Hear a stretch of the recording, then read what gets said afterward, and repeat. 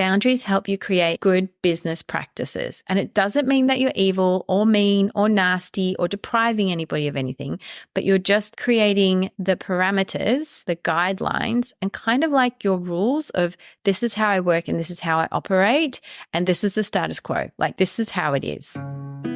Hello, and welcome to Alchemy Mindset. I'm your host, Anna Hastie, business mindset coach for women and a sound healer. If you are ready to become the most aligned, magnetic, and confident businesswoman you are worthy and deserving of being, then this show is for you. This is where I share everything from mindset, energy, and spirituality, and how to embody your future self in business and life. Sprinkle that with deeply relaxing sound healings and meditations, and you have the Alchemy Mindset podcast. Hit subscribe so you always get the latest episode. Now let's begin. Hello, and welcome to this episode of the Alchemy Mindset podcast. I am just so pleased to talk about this really engaging and thoroughly exciting topic of boundaries. I know, right? I'm your host. I'm Anna Hastie. I'm a business mindset coach and a sound bath healer, and I am reminding myself eating my own boundary pie. I feel like this topic is a really good reminder for us as we're starting this new year. So, for example, you may be coming back from a little bit of a holiday, a little bit of a break. You may be looking at your business with some fresh eyes, some new inspiration, some new energy. And with that, I'd love this episode to be something that you keep in mind as you start navigating work life, as you start building the momentum, as you get back into work, right? And it's boundaries. So firstly, let's talk about boundaries. Boundaries are literally the parameters or the guidelines that we set to hold space for what we do and for the clients and customers that we call in.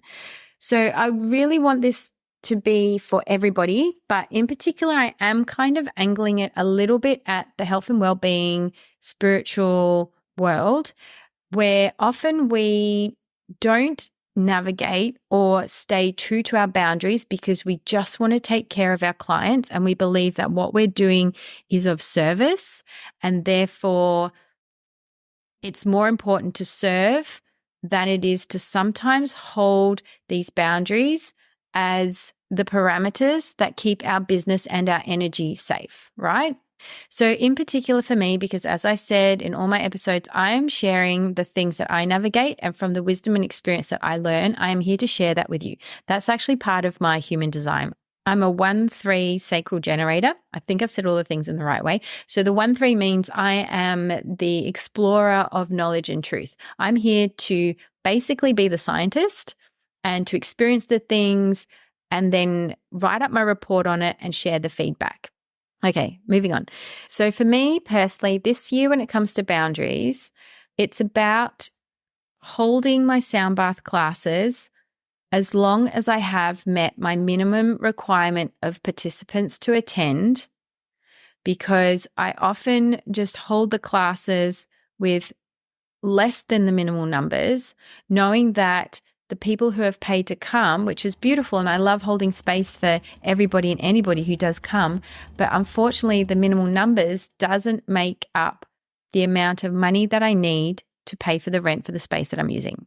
And this is why I'm tailoring it a little bit back to the health and well-being, spiritual development sort of industry, because we often can get into that space of I'm here just to serve, and it shouldn't be about money, and it shouldn't be about not being available, and I want to welcome everybody in because everybody needs this, when in actual fact, as business owners, regardless to what you're doing, we still need to be mindful of how much something may be costing us financially, because that can just jeopardize so much within our business. We're not making money. And let's face it, we are here to make money within the business from the service that we do. We are here to be divinely compensated for what we do, and being compensated by air or by anything else that isn't a currency just unfortunately doesn't pay our bills.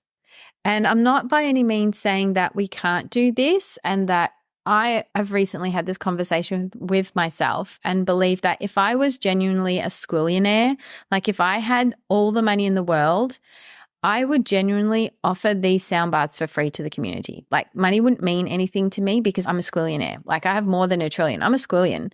And within that, I would maybe pay the whole entire rent for everybody else who's using the space so they can have a whole month or 2 months or a year of just offering what they do for free. Amazing. Wouldn't that be so generous? But I'm not there yet. I one day will be a squillionaire, and holding space for people is really important, but I also need to be respectful of my time and my energy that I'm doing. Unfortunately, if I don't have the numbers, I'm not meeting the financial obligation that I need to be able to pay that rent. So therefore, the money is coming out of my own pocket. And it's not really great business practices. And that's what's the sort of underlying factor about boundaries. Boundaries help you create good business practices. And it doesn't mean that you're evil or mean or nasty or depriving anybody of anything, but you're just creating the parameters, the guidelines, and kind of like your rules of this is how I work and this is how I operate and this is the status quo. Like this is how it is. So looking at the boundaries within your business, this time of year could be really good for you to look at your pricing. Are you pricing yourself at a level that is reflecting the compensation that you truly deserve for what you offer, for your time, to cover your rent, to cover your expenses, to cover your taxes, your GST, your superannuation, and anything else that needs to happen within the finer details and workings of your business? Are you making some money in what you're doing? Do you need to up your prices to reflect the fact that there's been inflation in the world and in your life? Knowing that there may be a time in the future and even within this year where you can offer something for free, for charity, for a fundraiser, and that's your way of giving back to the community and to the world for all the divine things that you do and you offer. Looking at your time within your week, like are you doing too much within your week or are you doing too little? And what could you jiggle around or change to be able to hold space in a way that feels right for you and for your clients doing what it is that you do? So, for example, do you stick to your times?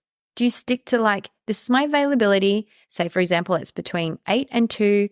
And between those times I work, I see my clients or I work on my business or I, sell my things.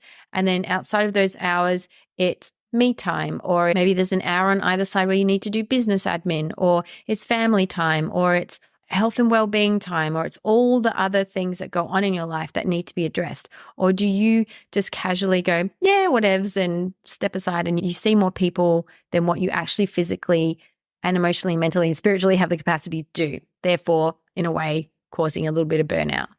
Knowing that sometimes in seasons within our life, we do need to put our foot to the floor and we go full throttle and we want to see more people because we're encouraging something or there's something happening that needs to allow for more people to come in at that moment in time. But generally, we have times that we set within our business for a certain reason. And do you honor that? Or do you just kind of go, yeah, it's there, but you throw caution to the wind, you step over it? And all I'm saying is like, just look within you at what's happening when you don't honor your own time boundaries. And then also the clients and the customers that you're wanting to work with. Who are they? What qualities do they have? Are they respectful of your time? Do they show up? Do they pay in full? Or are they happy to do payment plans, but they're honoring the payments? Are they doing their homework? If you're giving them homework of things to do, are they taking care of themselves? Are they being in alignment with the kind of people that you want to call in? Or are you finding yourself consistently calling in clients that don't align to your business parameters and boundaries? Another area could be the services that you're offering or the products or things like that. Do they need a little bit of tweaking and reviewing? Are some there redundant or some of them just needing to be dusted off and promoted a bit more? Like, where is the boundaries around what you offer? Are you offering too much? And could you nail it or wind it back in again? Perhaps it's just energy within you and within your business. Like, are you trying to do too much? Are you doing too much or you're not doing enough? So where is the energy within your business as well? Are you leaking it to worrying about other people's businesses, other people's outcomes and circumstances? Are you not honoring your own energetic hygiene? which I have a whole episode on that, and you can go check that out. I'll link it in the show notes for you. So are you taking care of your energy hygiene so that within the boundaries of working as a business, within your business, as a person, as a human being, your energy in itself is not leaking or being exerted too much, and that you are able to take care of yourself? Because ultimately business does need structure in certain ways. It does need, as I said, these parameters and these guidelines. And that's what helps keep everything moving forwards, whirring and ticking along in a way that's going to be more beneficial to you, beneficial to your clients and your customers and your time and your resources. So there's probably other things I could cover in the world and realm of boundaries. And if I've missed any, let me know, because I'd love to continue this conversation and just know what your thoughts about boundaries and what your thoughts are around the things that you're needing to maybe tweak or review or highlight for yourself within this coming year, this next season that we're entering. And it's really exciting. Like, I have really good vibes and feelings for 2024. I think it's going to be quite a great year. I mean, we all probably say that and feel that at the start of the year because we're like, oh, we've turned a page and here we are, a fresh new leaf. Well, that new leaf and that new page and that blank book can be anything you want it to be. Honestly, it can be. And my intention is that through this podcast, it will help guide you to stay on track to make it the best, the most epic, the most unreal year that you truly want, desire, and deserve to have. Boundaries. Let's talk about boundaries. Yeah. So take a moment as you open your doors, as you open the laptop, as you begin to work away on all the things that you're building and bringing into this year through your work, on your boundaries. What are the things that you need to be aware of? What are the things that you may need to be reviewed? And I hope this has helped just give you that intention and encouragement to go do it. It's not a scary thing and it's completely fine. There's no harm in setting and reaffirming those parameters and boundaries, because let me tell you, they're going to help you navigate this year with so much ease and so much more fun and so much more exuberance and excitement for what you do. Have a fabulous day. Thank you always and so much for listening. And I look forward to talking to you and sharing more mindset and sound bath wisdom in the next episode. Bye. Thank you so much for tuning in and listening to today's episode. Please rate and review this podcast so that it can continue to thrive and reach more listeners. I love to know who my listeners are, so please screenshot this episode and tag me on Instagram at Anna F. Hastie. And I look forward to connecting with you in the next episode.